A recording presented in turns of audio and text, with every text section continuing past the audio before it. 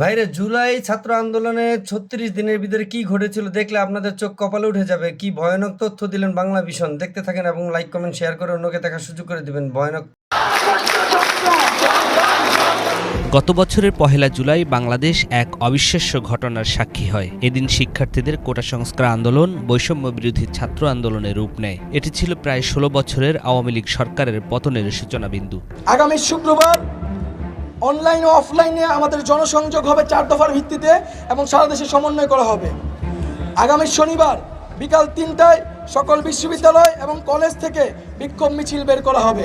জুলাইয়ের প্রথম দিন ঢাবির রাজু ভাস্কর্যে সমাবেশ থেকে ৪ জুলাই পর্যন্ত দেশের সব বিশ্ববিদ্যালয় এবং কলেজে শ্রেণীকক্ষে পাঠদান ও পরীক্ষা বর্জনের পাশাপাশি ৩ দিনের কর্মসূচি ঘোষণা করা হয়। ৫ জুলাই শাহবাগ থেকে আসে ধর্মঘটের ঘোষণা। ৬ জুলাই থেকে শুরু হয় সড়ক মহাসড়ক অবরোধ।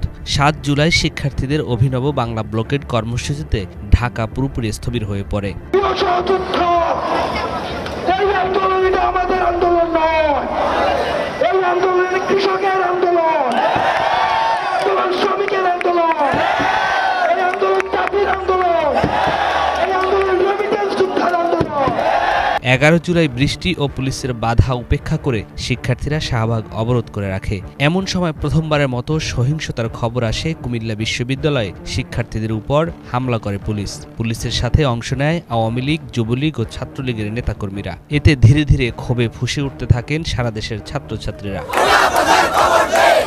১৪ জুলাই দাবি মানতে রাষ্ট্রপতিকে স্মারকলিপি দিয়ে ২৪ ঘন্টার সময় বেঁধে দেন শিক্ষার্থীরা। আমাদের দাবি হচ্ছে বৈষম্যমূলক যে কোটাগুলি রয়েছে সেগুলিকে বাতিল করে বিদ্যমান কোটা সিস্টেমকে সেটা যৌক্তিক সংস্কার করা।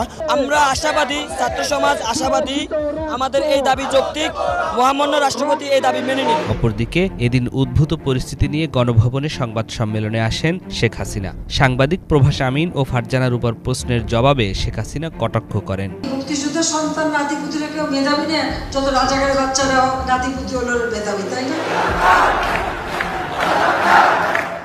শেখ হাসিনার এই মন্তব্য আগুনে ঘি ঢালল। রাতে বিভিন্ন বিশ্ববিদ্যালয়ে শিক্ষার্থীরা হল ছেড়ে বাইরে বেরিয়ে আসেন, বের করেন বিক্ষোভ মিছিল।